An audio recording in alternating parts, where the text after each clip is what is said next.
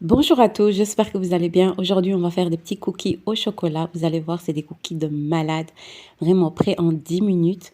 C'est incroyable, vraiment. Si vous ne savez pas quoi faire pour le petit goûter, pour vos enfants, un mercredi après-midi ou un samedi, ou même tous les jours, vous allez voir, vite fait, bien fait.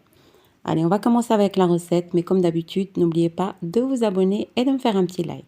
Alors, pour la recette, c'est 200 g de chocolat noir, 150 g de farine, une cuillère à café de levure chimique, 2 œufs, 45 g de beurre, 100 g de pépites de chocolat, 100 g de noix de pécan, 100 g de sucre. Normalement, il faut 120 g, mais moi, je diminue toujours le sucre, et de sucre vanillé.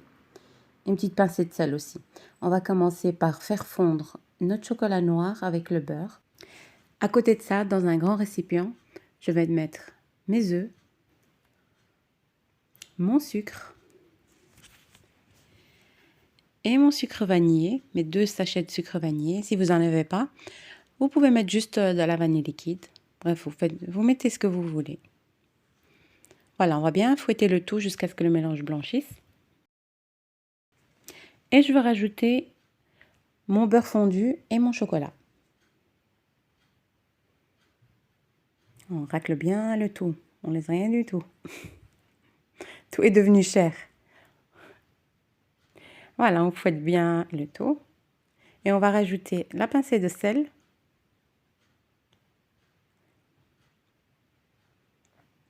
Ma farine que j'ai tamisée. Ainsi que la levure chimique. Ma cuillère de levure chimique.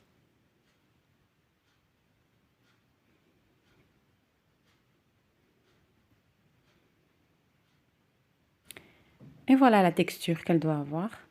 Comme un cake au chocolat. Un peu lourd. Voilà. Vraiment, ces cookies au chocolat sont vraiment faciles. 10 minutes, ils sont prêts. Franchement, c'est une recette très facile. Alors voilà, j'ai rajouté les pépites de chocolat. J'ai laissé un petit peu pour que je mets par-dessus, comme ça, pour la décoration. Zama. Voilà, je vais mettre dans une poche à douille pour nous faciliter le travail. Vous pouvez utiliser deux cuillères si vous n'avez pas de poche à douille. Mais franchement, c'est un gain de temps avec la poche à douille. Un gain de temps et en plus, ils sont bien jolis. Ils ont tous la même forme. Ce qui est bien avec cette recette, c'est que vous n'avez pas besoin de les enrouler entre vos mains, etc. Vous mettez tout dans la poche à douille et vous avez vos cookies. Et voilà, à côté de ça, je prends une grande plaque. Je mets mon papier sulfurisé, mon papier cuisson par-dessus. Et je vais couper mes noix de pécan.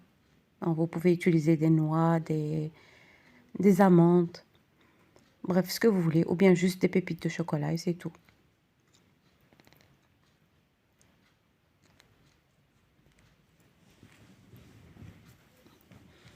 Voilà, et ici, je vais disposer mes cookies sur la plaque. Après, vous pouvez faire des grands cookies, des petits cookies.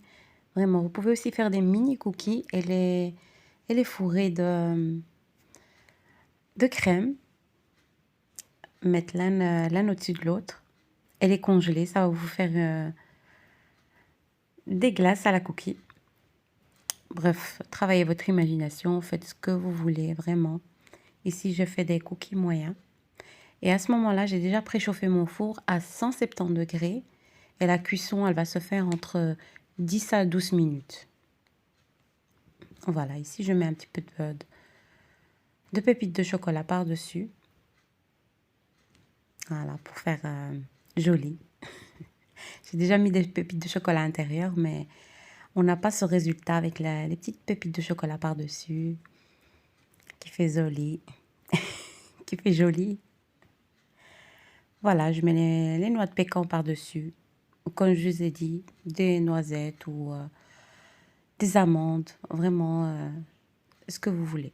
Ce que vous aimez aussi.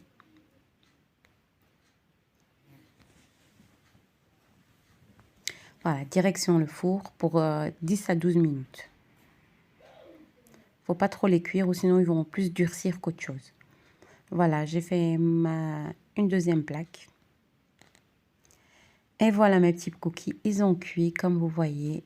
Vous pouvez rajouter des petits M&M's par-dessus ou des petites vermicelles en chocolat. Bref, travaillez votre imagination avec les enfants et tout. C'est un petit goûter très simple à faire. Allez, levez-vous, mettez votre tablier. Vous n'avez plus d'excuses pour faire des petits gâteaux. Voilà, ma petite recette est finie. J'espère qu'elle vous aura plu. Et comme d'habitude, n'hésitez pas à vous abonner, à me faire un petit like et un petit commentaire. Ça fait toujours plaisir. Voilà, on se retrouve avec de nouvelles recettes et on se dit à bientôt.